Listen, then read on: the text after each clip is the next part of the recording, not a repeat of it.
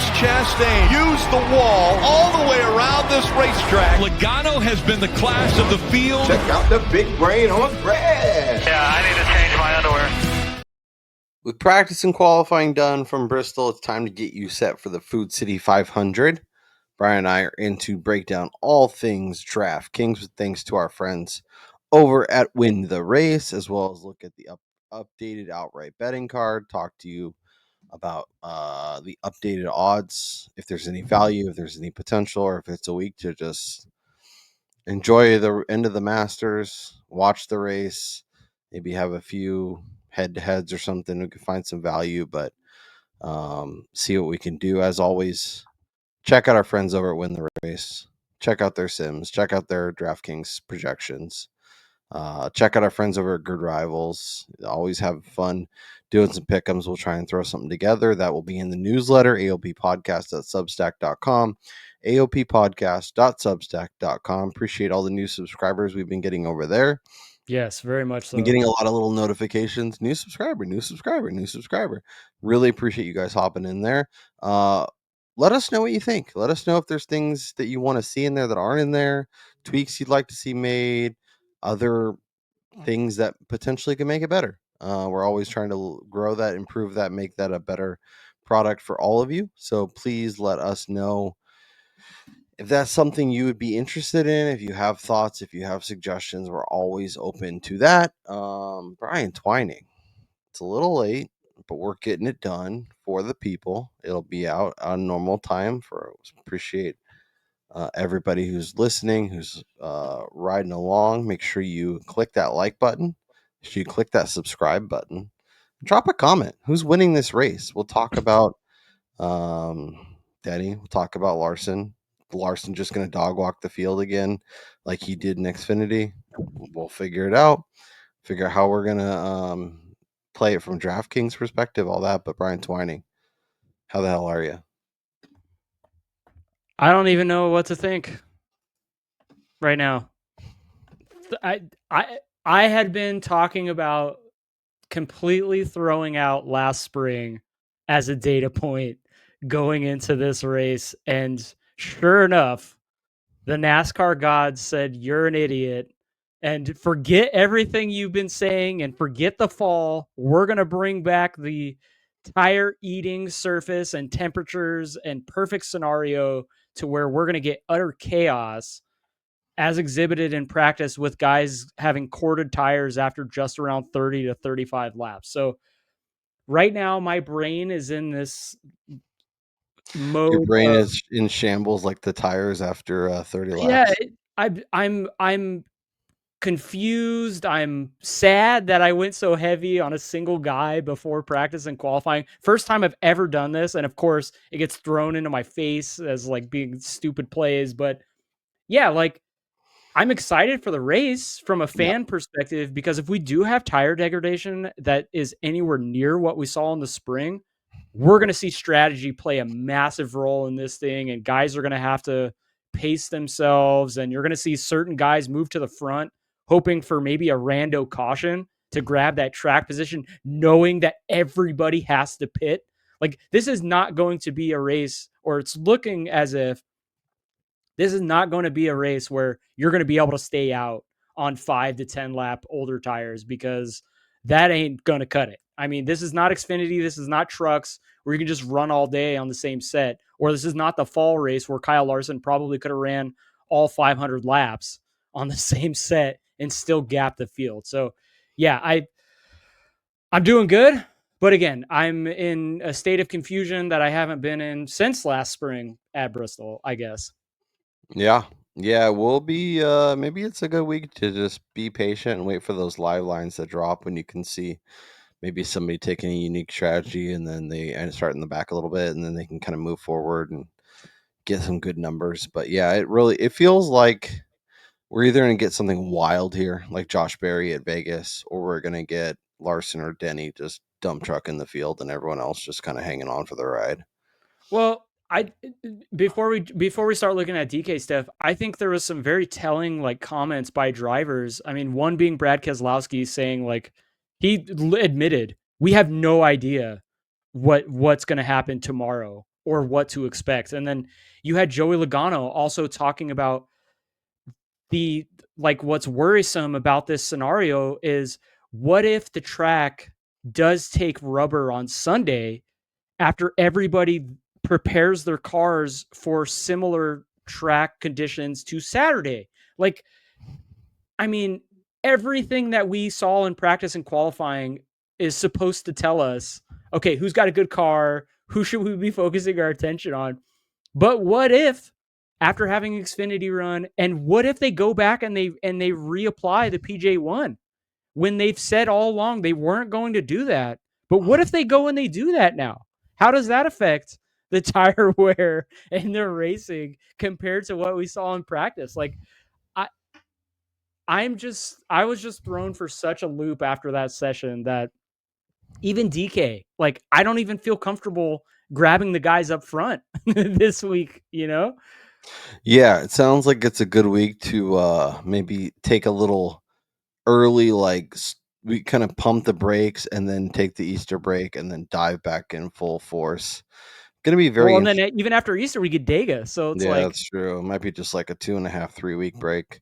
Be yeah, interested to see what Wormy says tomorrow in his poll. Always recommend checking out Chris Wormy's pre-race poll. It's a great kind of final bow to your week long prep, and then we dive into the race. So, as you mentioned, Brian, let's dive into the DraftKings scoring. Let's run through it. Let's see if we can't find some values.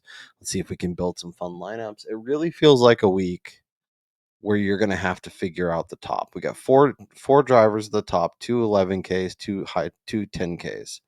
Hamlin, Larson, Blaney, Bell.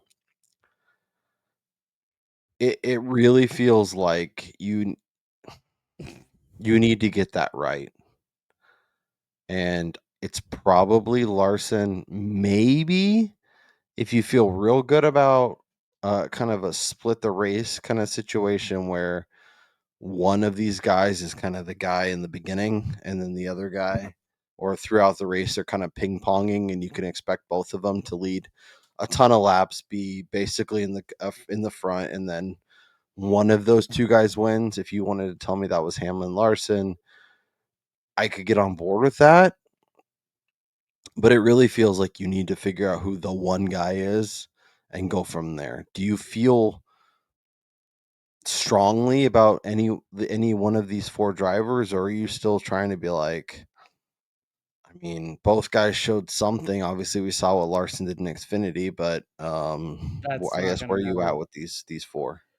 Yeah. So, as I kind of said leading into this, I wasn't planning on using last spring's race as a data point whatsoever. However, after I got back from the birthday party I was at today, I immediately got home and started watching last spring's race to kind of see how things unfolded, albeit they the tire wear came at a bit of a surprise to the field. So there some of that is you can throw away, but as the race transpired, you can tell that the strategy started to come into play. And one thing that I noticed that is very apparent is you didn't see guys leading a bunch of laps out front, because it looked as if whoever was running out front, setting the pace, about 15 to 20 laps, they would get passed by somebody else because everybody was saving behind them. And then they would go want to be in the lead and then be the pace setter. So, one thing that I'm being cautious about this week is trying to say that one guy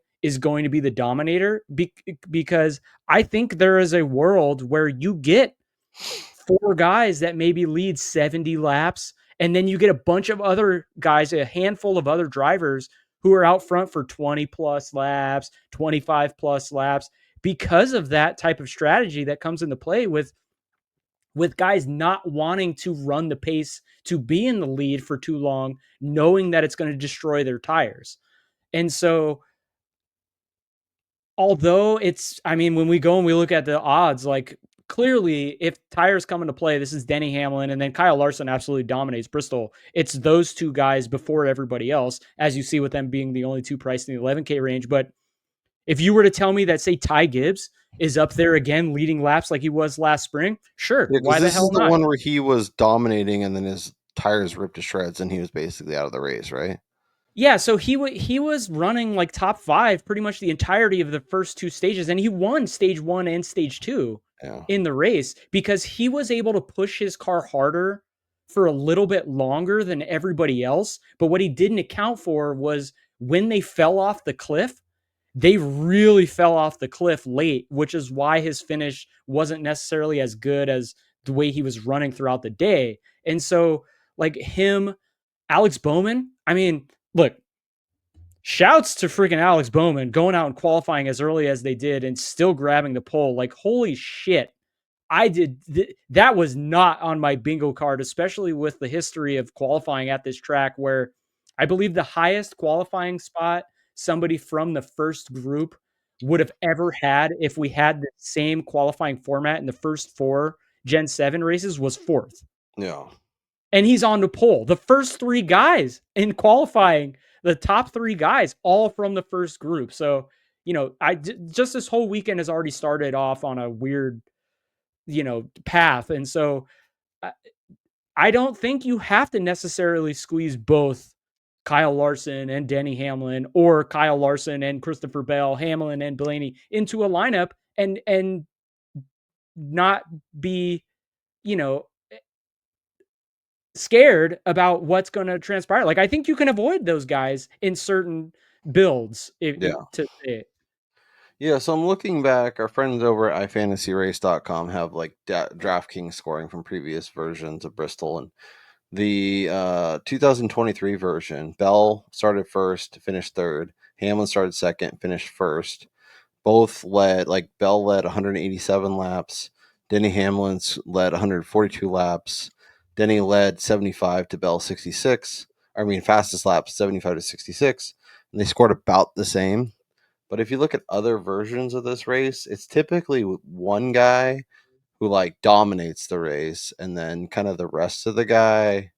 And obviously, like in 24, the fall race, Larson was Oh, the that man was. and just dominated basically the whole thing. Um, And something too about the fall race that I don't think I weighed as heavily as I should have was the fact that everybody went into that weekend expecting a similar type of tire wear that they had in the spring. And so setups were all jacked up for a lot of guys. yeah. So I think yeah, like a lot of these races, you can find like, oh, there's one guy who kind of dominates from the front, and then a lot of guys starting from the like mid to back were kind of the movers, and that's where you got your value. So we'll see if we can find value in kind of the movers, and maybe there is an opportunity there to kind of grab one of these guys and build from there. But I wouldn't hesitate if you feel strongly like, oh yeah, no, it's going to be one of Denny or Larson based on odds and based on how they performed here and what we saw in practice, and then I'm going to kind of build from there. I wouldn't fault you if you did that, but don't feel compelled to do that either. Let's talk 9Ks because there's a few more names there. Byron 26, Chase Elliott 20th, Joey Logano starting 38th, Chase Briscoe starting 14th. So we're looking for movers. This is the range. Byron Yep. could easily move forward, could easily be pretty strong on Sunday. Chase Elliott starting 20th. He's been really good here at points. Joey Logano starting 38th. Like maybe he's messing around with squirrels too much, and at a shorter track, it's harder to move through the field.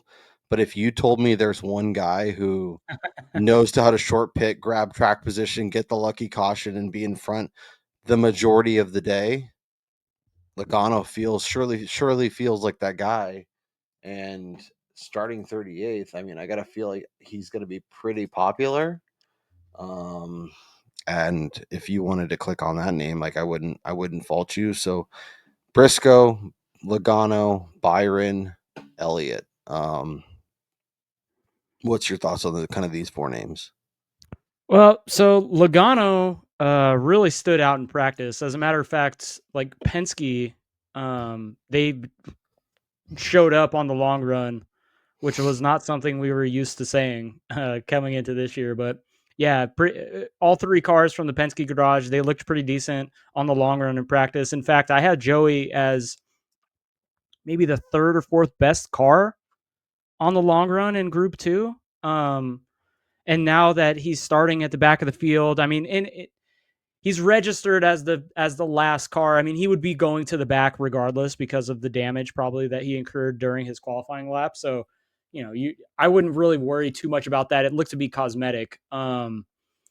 My only worry about Logano is kind of like you said, the fact that he's back with the squirrels. And if we do have tire issues, all it takes is one guy riding on cords to say, get a flat and spin right in front of Joey going into a corner. Or while he's trying to make a pass on the outside on a slower car, that guy gets loose, boom into him. He crushes the wall and his day's done. So, obviously I'm a little worried there. And this isn't necessarily one of Logano's best tracks either. So, you got to weigh that. And I would honestly pay up to grab the two HMS guys and Byron and Elliott for my preference, just because when you look at Byron's practice, he started off slow, but he admitted during a little quick interview during practice session that he came out in a bunch of traffic. So he had to run slower than everybody else, but his late laps were fantastic. Elliott was great on the long run as well. And so I would probably rather play those guys than go to Joey, looking at what his roster percentage is going to be in the mid 30s for this week, according to Win the Race. Like, Joey is not a guy that we necessarily see move through the field, no matter what type of track it is, without incurring some type of damage from somebody else. Yeah. If you can tell me I can get William Byron, who is starting further forward, but still 26th, and it's going to save me 5, 10, 15% on ownership, depending on the contest. Might be something I could convince myself is a worthwhile gamble. I'm a little more optimistic on Logano just because where he's starting, and the downside feels pretty low. But he's also a guy that, if you told me in terms of finish, I mean, I guess I don't know. He's not gonna. I don't think he's gonna lead a ton of laps or be super fast or anything. But if you told me he finishes 7th and all those movement points, I'd not. That wouldn't shock me in the slightest.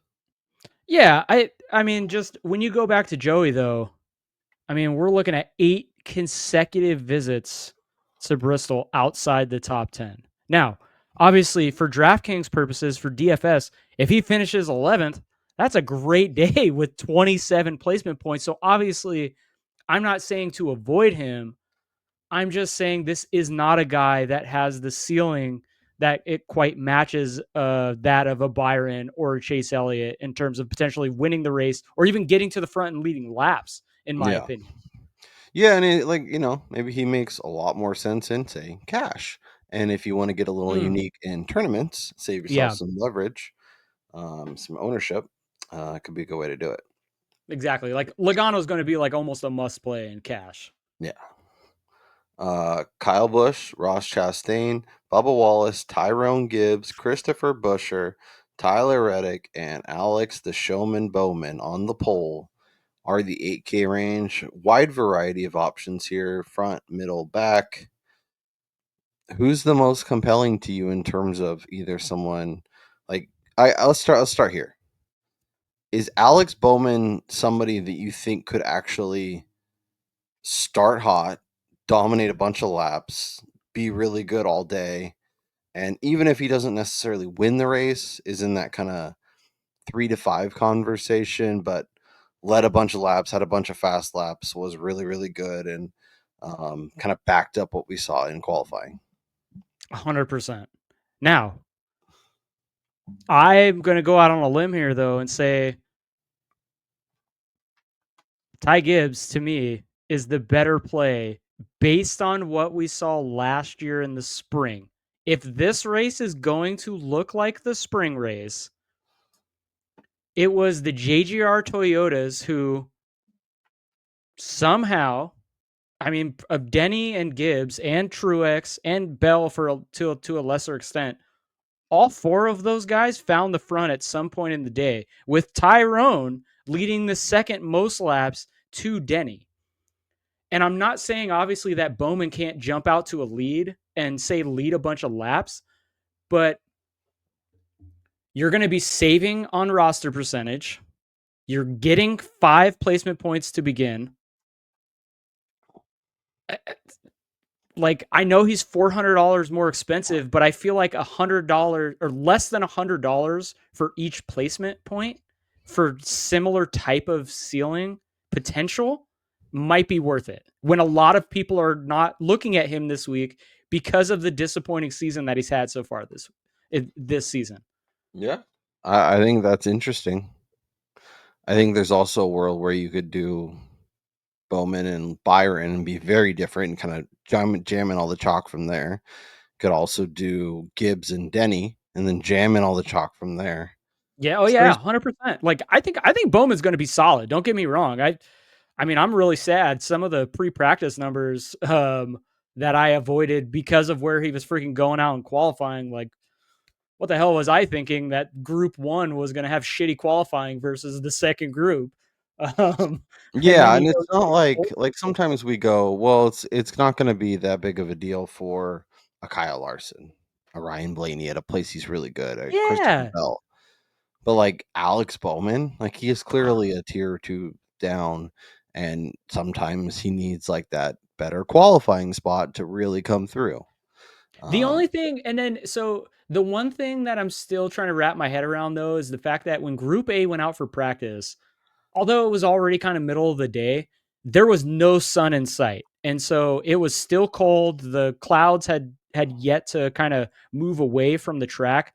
So it seemed like it was a little bit faster when they went out because they had like a second of fall off, whereas group 2, they started their practice session a little bit slower to kind of try to see how long they could manage because they saw what happened with the fall off in group 1 with the speeds. So the practice numbers are a little skewed in my opinion in terms of obviously group A or group 1, whatever the hell it's called now. They went out expecting this track to run like we saw in the fall where they could just go all out and throw down hot lap after hot lap with no tire wear, which obviously did not come to fruition. So group 2, seeing that, knew they couldn't fire off as fast to try to see how long they could go. So obviously group 1's guys that were really fast, Stenhouse, Larson, Bowman, their early 5-lap splits are definitely going to be lower than other people because they were running so much faster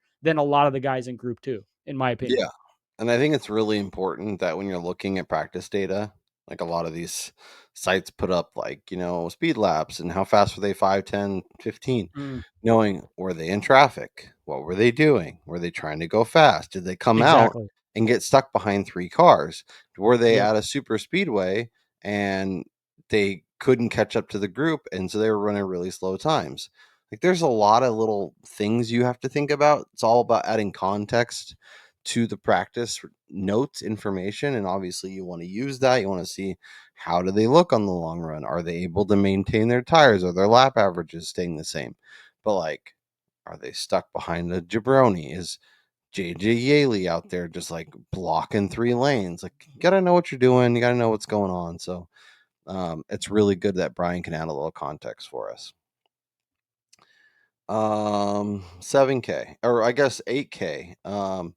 Is there other names? Obviously, we talked Gibbs, we talked Bowman. Now, of the Reddick, Busher, Bubba, Chastain, and even Kyle Busch, any one of those kind of 4 or 5 names that you think there's a little more in there? I think they can move forward. I think they could be important. And maybe they don't win the race or even really contend, but knowing they're starting 24th, 27th, 22nd, they could finish top 10, top 5, and have a really strong DraftKings day. Yeah, like I definitely think Bubba Wallace is somebody to consider starting low 20s there. I mean, he came into the week with one of the shorter top 10 numbers, and priced pretty heavily in a lot of matchups against these same guys in this range. So obviously somebody that a lot of optimism surrounding entering the week ahead of practice and qualifying, and he looked okay in practice. And I think it's also fair to say that the 23 car and the driver in particular of Bubba, short tracks may actually be his best track type at the moment. And so, I mean, a top 10 for him is definitely within possibility, but finding the front, leading laps, I don't know how the hell that's going to play out or how he's going to find that. So, I mean, obviously you're capped there. And then Chastain, A lot of people are going to play him. He's starting near the back. It's similar to Logano. You're looking at already built-in expected place differential for a guy that shouldn't be running 35th. I mean, although Trackhouse looked like dog crap again in practice and qualifying, and Chastain once again sucks at qualifying, even worse than he usually does in 2025 versus history. So Chastain, like Logano, there's worry for me in terms of him riding around with the squirrel, so I'm a little worried there. It is kind of nice though, like not Gibbs, Busher, Reddick, Chastain, Bubba. Like there's some decent guys back there that maybe they can do it, but they'll have to move quickly for sure. I will say on Tyler Reddick, I made a note during Group 2's practice. I was telling Kyle before we jumped on here. I have a note that says the 24, 9, 22, 54, and 45 were the best after lap 30.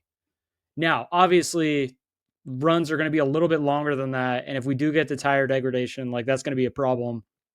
And Bristol is not a place that Tyler Reddick's very good at.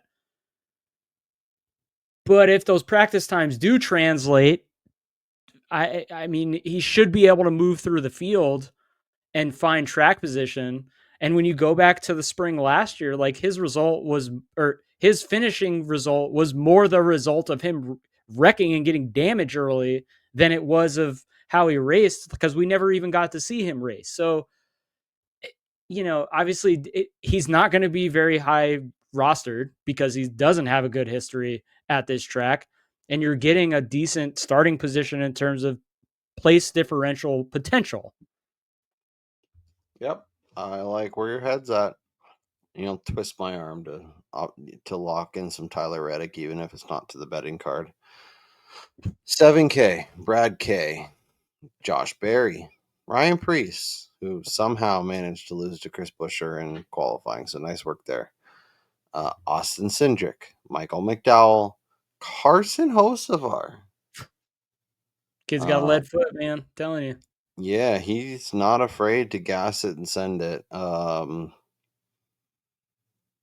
don't know. This feels like a range that I'm happy to kind of just skip over. But is there anyone here that is compelling to you? Well, the fact that Brad Keselowski was the one that says he has no idea, I don't know what the hell to think with him. And then RFK in general, they did not look great during practice, although Buescher did look better when he came back out after pitting, making some adjustments. Ryan Preece's practice and qualifying, very disappointing from both a betting and DFS perspective.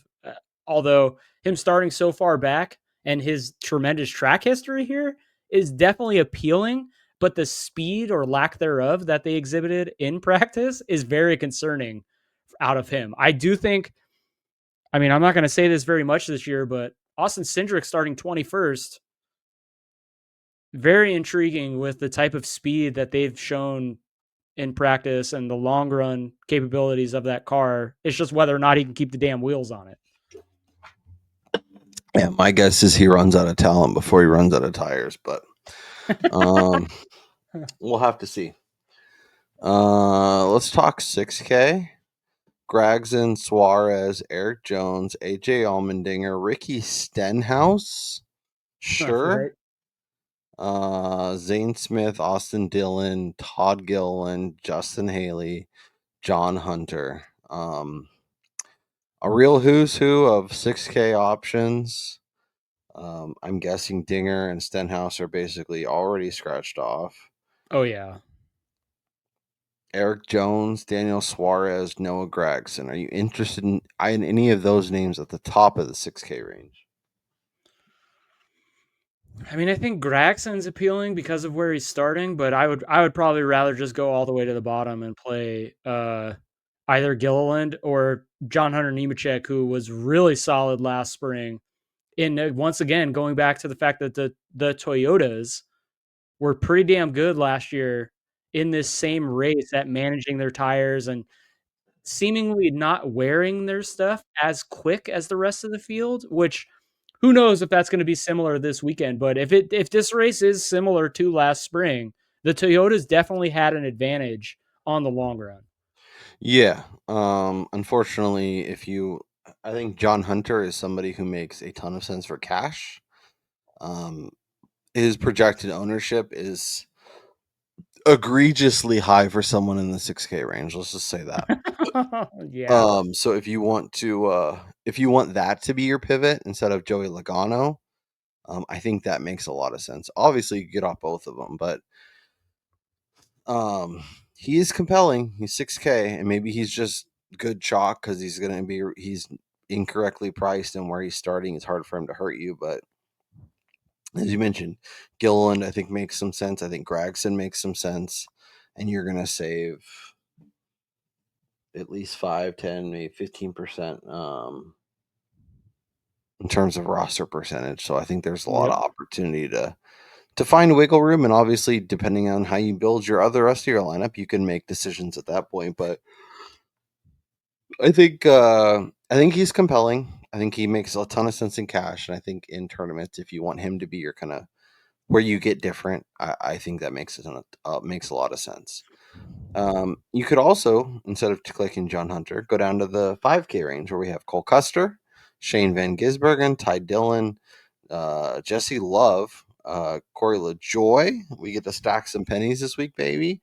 Riley Erbst, Cody Ware, and Josh Balicki. Anyone you want to scrape the bottom of the barrel for?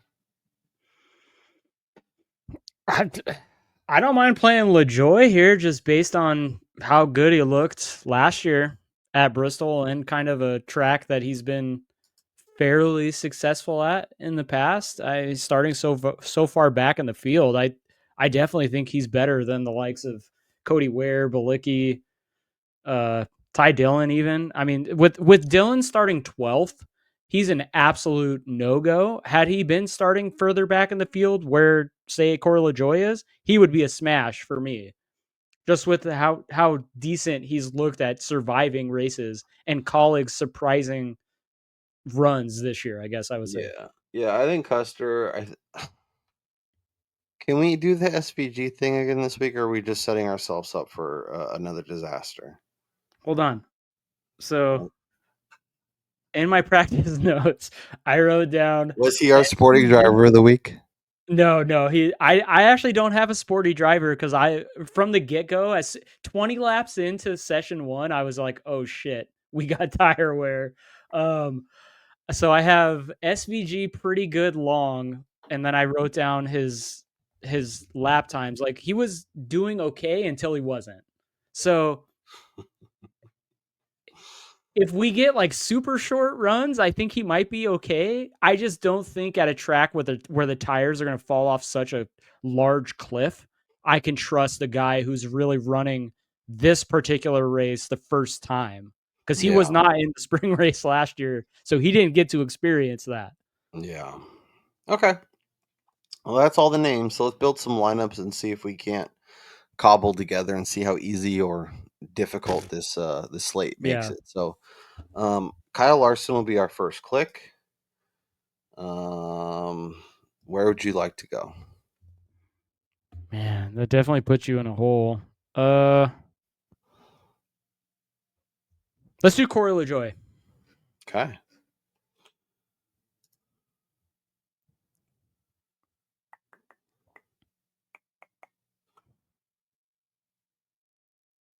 Cole Custer, come on down. Yikes, Cole Custard, man. Yeah, it's not fun. I mean, we could do John Hunter, but no. That's fine. I like that. I like that play a lot. yeah, then that digs us out. We can go up and down and wherever we want. We can do. All right, you know what? I'm gonna be a little different.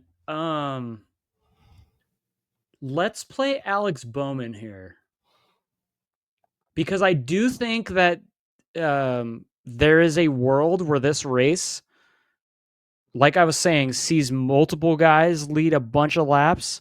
And I would not be surprised with Bowman's past history at Bristol and how well he's looked here, and obviously Kyle Larson's prowess, that these two, say, lead both 100 laps and finish inside the top 5. Okay. I could definitely see that result.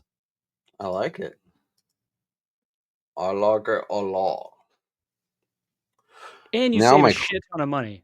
Yeah. Now I was gonna say we could get gross, but I think we've gotten gross enough. I'm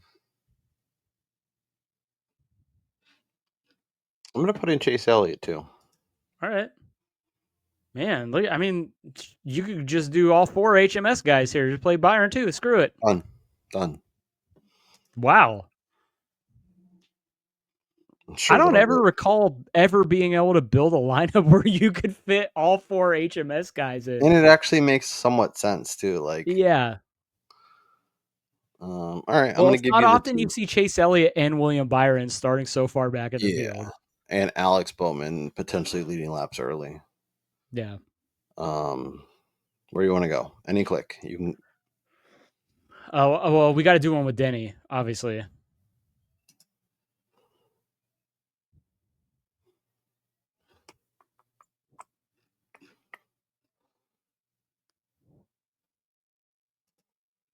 Oh, man, I knew you were going to go there. All right. Screw it. We're running it back to last spring. Give me Tyrone.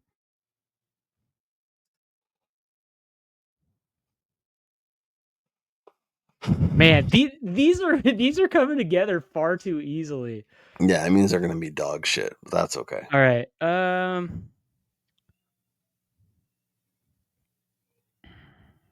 We got to find a guy who can like maybe maintain. Also, something that you have to consider at Bristol, such a short track, is if you go with a back marker who you're hoping for placement differential with, and say they wind up sucking and they're one of the first guys to get lapped, you are completely effed in their ability to potentially make up spots. So I'm a little bit, I want to be a little cautious with putting too many guys starting near the rear. So I think we need like a mid pack guy. Give me Chris Buescher here. Can't help yourself, can you? Yeah, I don't really care what practice look like. He's too solid at this track.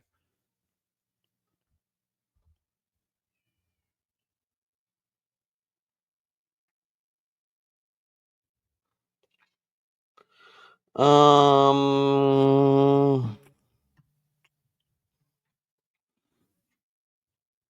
know what? Unless you wanted to build a lineup where you added one of the either Elliott or Byron in this range. No, I like this. I like this. I'm just tempted, like Ryan Priest is interesting. I know it's a lot of back markers, but I think if we're gonna be in a world where Like obviously you need Gibbs to get to the front here. yeah. Yeah, okay, so let's work through this in our head.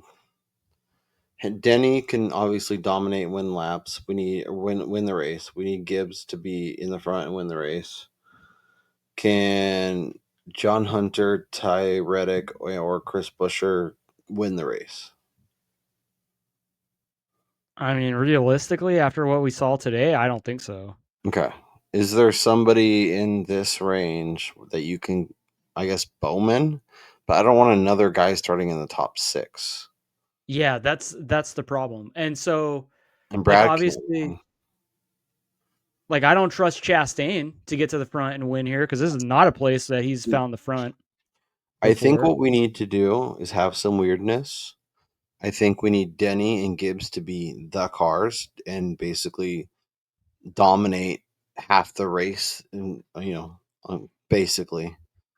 And then we need Priest, Buescher, Reddick, and Nemechek to move forward with All right. Reddick, Priest, and Buescher all kind of getting near the front. All right, we're gonna make 4 lineups today because I just had an Because that epiphany. would suck so bad. No. I just had an epiphany. Oh God. This is going to be the greatest, grossest lineup, This is what I'm talking about. This is or what I at least like.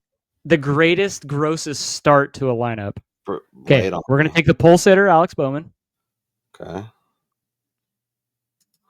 and we're gonna match him with Tyrone Gibbs, and completely punt on the other guys up front for the moment.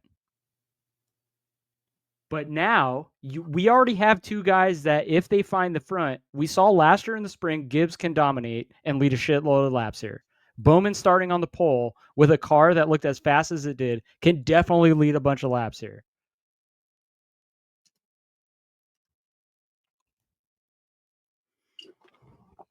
That's our mover and our shaker. Don't hate it. All right. And then now we just go to the bottom. We take our whatever back marker we can get. I mean, yeah, I guess we have 7,200. So we could do. I mean, we could do John Hunter if we feel significantly better about him, mostly because we're comfortable with where the lineups are at. And like we're already being unique enough by kind of getting off Larson and Denny. Yeah. But if John Hunter's good, does that mean Denny's probably good?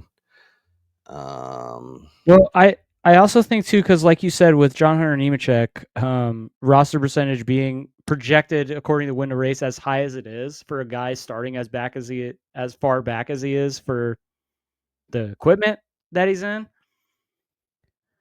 Maybe we pivot to a different guy we haven't played yet, somebody like Todd Gilliland, or even go with I don't hate playing Custer again. I'm just seeing what that opens up for us. Do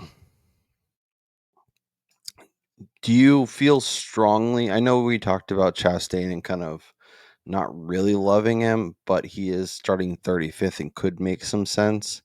But Yeah, that but would mean we'd have to go down to SVG or LaJoy, which I'm fine doing.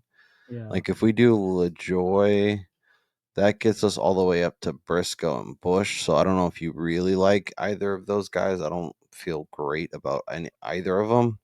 So I don't know if you want to do the Chastain or thing, or if you want to just do like Busher, Reddick, even Brad, and then play a little bit better of a pump play. Yeah, this is rough.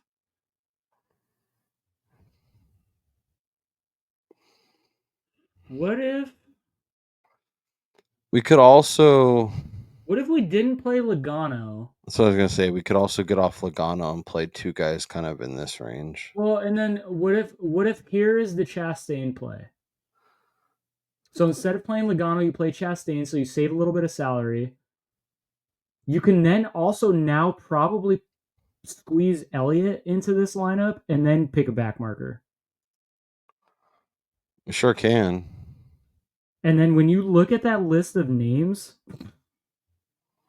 like this would be a LaJoy or say, I mean, I think here it has to be LaJoy. Yeah, I'm looking. Like I that's the only name, right? Yeah, it's got to be. Okay. I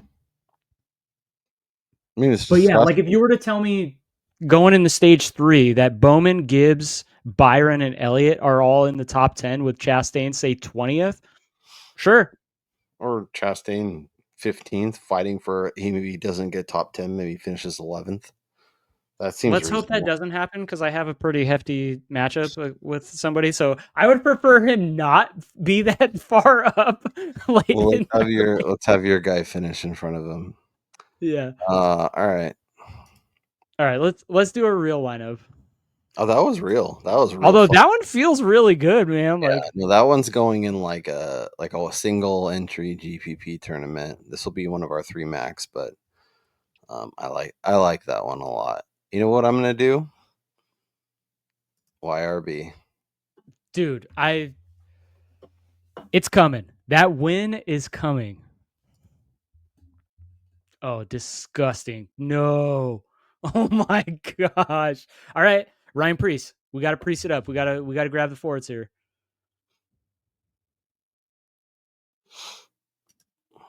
Oh my gosh. And then honestly, this would be LaJoy again cuz isn't he in a Ford? Yeah, we don't have to get that gross. Hold on, let me see what he's driving. Yeah, he's in a Ford. But yeah, okay. Gilliland. Okay, we could do Graxon here. We could do Gregson. I think that makes way more sense. Oh man. No, Ford heavy. Ford heavy. This is like Ford forever. Yeah, Ford to infinity. All right. We did it. Built 4 lineups for y'all. Had some fun doing it. I'll make sure those all get entered into a contest tonight. And we'll be writing up our stuff on the Substack, aoppodcast.substack.com, aoppodcast.substack.com. If you are watching this and you're not yet subscribed, go check that out. If you see something you like, you enjoy reading it, makes sense, it helps you, whatever, please consider subscribing. Costs you nothing, helps us out tremendously. Brian, let's look at our bets. I have one bet. I honestly, at this point, I might add a couple. I'm a little more patient this week, and honestly, I'm fine kind of dipping my toes in. Obviously, if I see something that jumps out that it's like, wait a second, then maybe I get crazy. Obviously, you had Busher over Priest, which nice job there. I know it was not comfortable, but you got it, and so that's a nice way to start your week. Busher to pole, Busher to win, Busher to top 5, Busher to top 10, Busher over Chastain. Is that the bet you were talking about where you can't have Chastain too far forward? Well, that's for the show, but I do have another Oh, larger handled wager against Mr. Ross this week. So well, good luck I'm to a you. little worried there.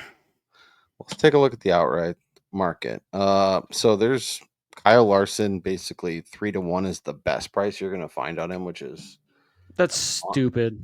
honestly crazy. And I think because he dominated the Xfinity race, that it's priced the way it is because of that. I don't think that hurts.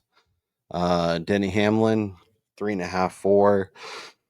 FanDuel's got almost 5, so that's crazy. Yeah, I don't hate that price on Denny, but yeah, so I guess Larson, obviously at 3-1 or shorter is probably a hard bet. If you wanted to parlay him with someone in the Masters or Rory, maybe you can get not a horrendous price, but it feels expensive. you're gonna is that called the bed shitter parlay? Like, I mean, Who ruins their day faster and more exactly. aggressively? Yeah, you're gonna be cleaning up some stains for sure. Is 450 where you're fine getting in on Denny 5? Like, what's you need to get that 490 price? Like, would you bet him at 450, 475? So personally, I can't bet either of those guys at their prices right now because of the uncertainty of the tires. Like, all as good as Denny was last year, there were times where even he burned his shit up and got passed, and it wasn't really until the last runs in the final stage where he was like, okay, I got to go really slow early just to keep the tires on this thing while everybody else was still moving faster than him. So I'm not getting involved at anybody at such a short number. Yeah, I mean, right even the now. tens right now, even that is not Well, let's something talk I'm about really. those. Bell 10, Blaney 10, Yeah, Elliott you can get as long as 11, Byron as long as 11, Bowman as long as 12. No interest? no, I can't play any of those with Byron and Elliott starting so far back. I mean, what like I was saying with Logano, what if somebody blows a tire right in front of them and they wreck? No. I would The rather one, wait to see that these guys positioned in the final stage and grab them live at like 7 or yeah, 6 than play this number right now.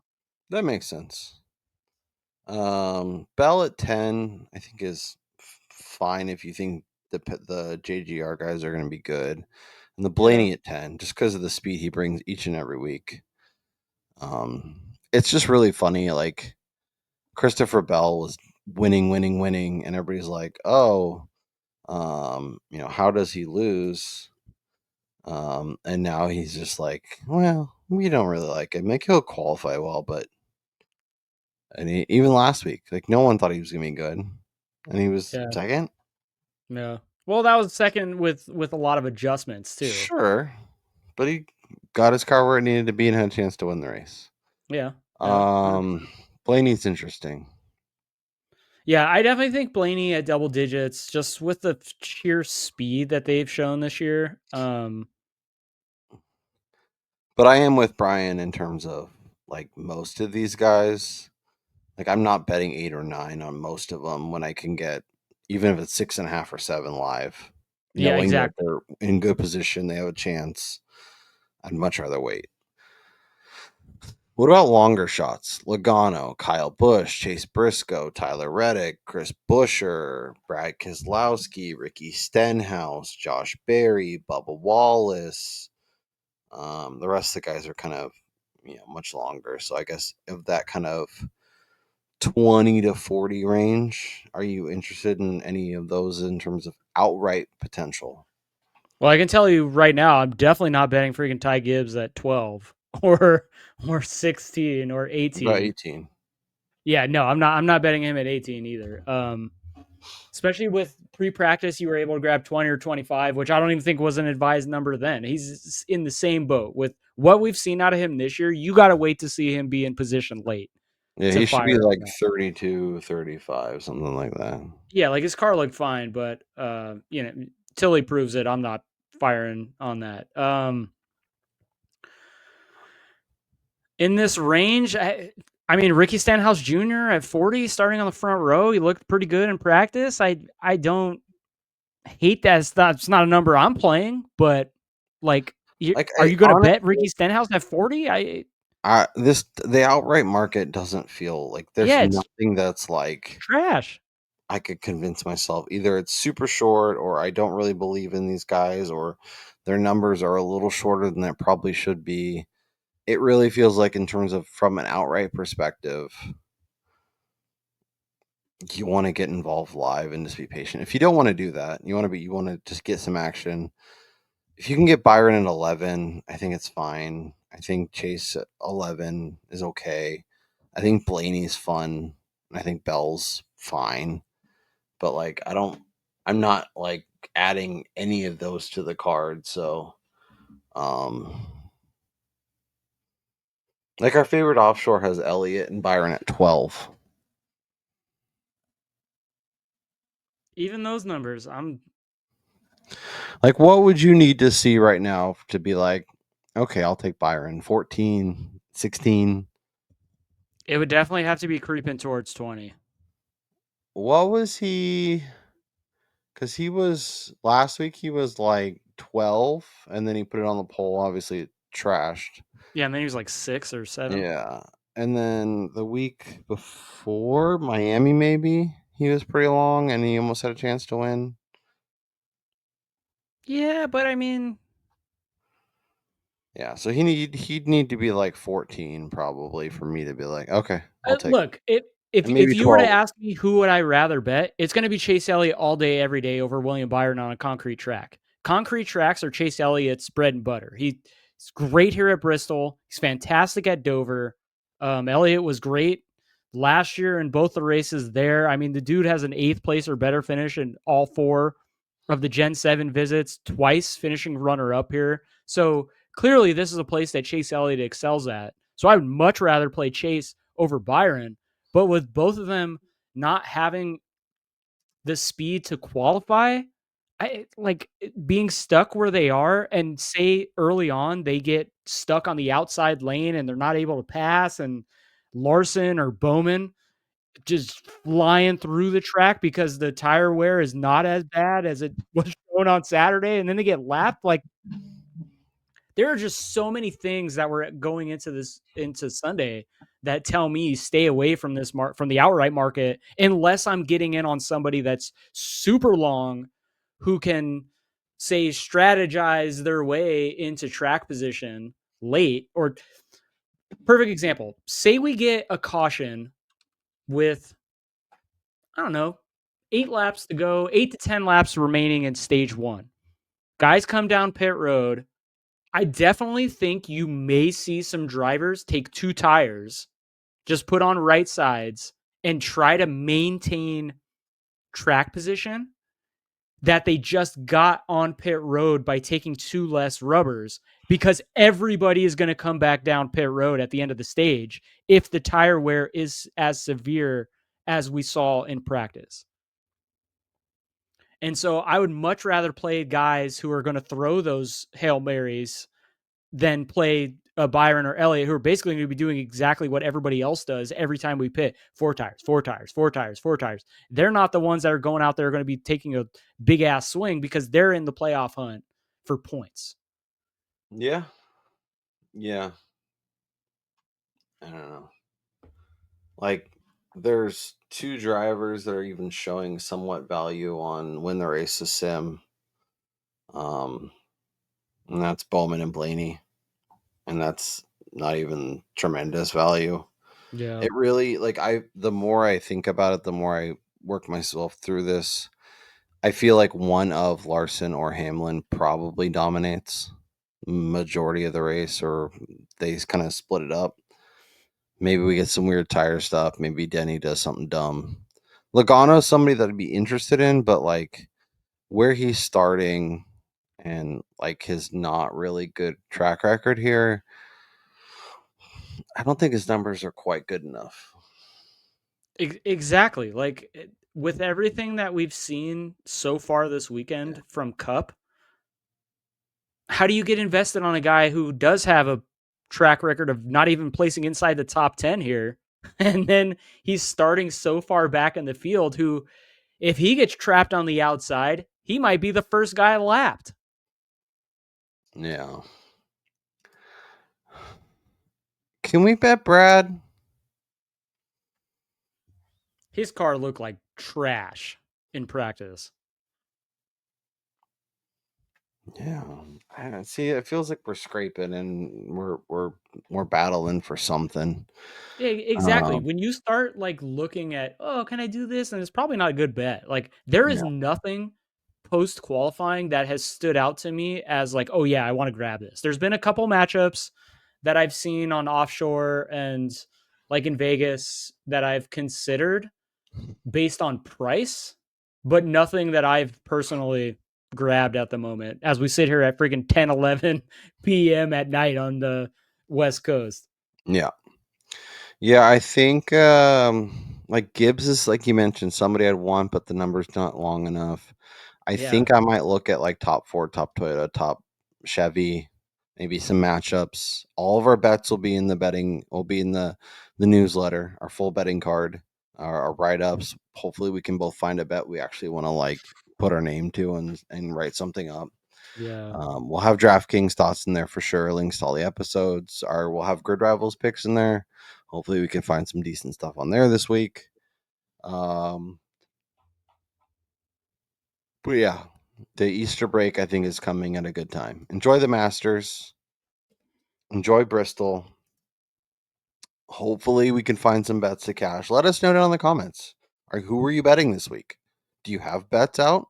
Do you have post stuff that you found that you're like, wow, this is fun. This is good. This is a strong payout, whatever the case may be. We're always looking and shopping and trying to find the best of the number. So if you find stuff that you like, I know we've had listeners in the past, especially when we've mentioned, oh, I like this guy, I like that guy, I like Bubba, but I don't want to bet it. The 20 popped, jump on it. So Yeah. let us know if you see anything really good. If you have any DraftKings targets, you're like, you know what? I know you guys kind of skipped over Chase Briscoe, but you should really think about him more. Let us know. We're always trying to get better, trying to get smarter, and our listeners are smart people. So we appreciate all of you for checking it out. Make sure you smash that like on the way out. Make sure you are subscribed. Don't Brian and forget to I, go to Grid Rival. Use yes, code AOP25 for a 100% deposit match up to $100.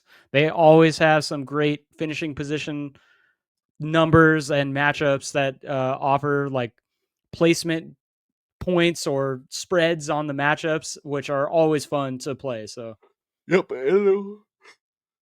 They'll drop little secret ones or like quick ones where if you get in fast enough, you can get a discount on somebody, which is kind of fun. And if you're into F1 or other motorsports, you can definitely get in there too. Brian and I will be back next week to recap all that was Bristol, as well as maybe talk some kind of broader picture. Maybe we'll get a guest or two.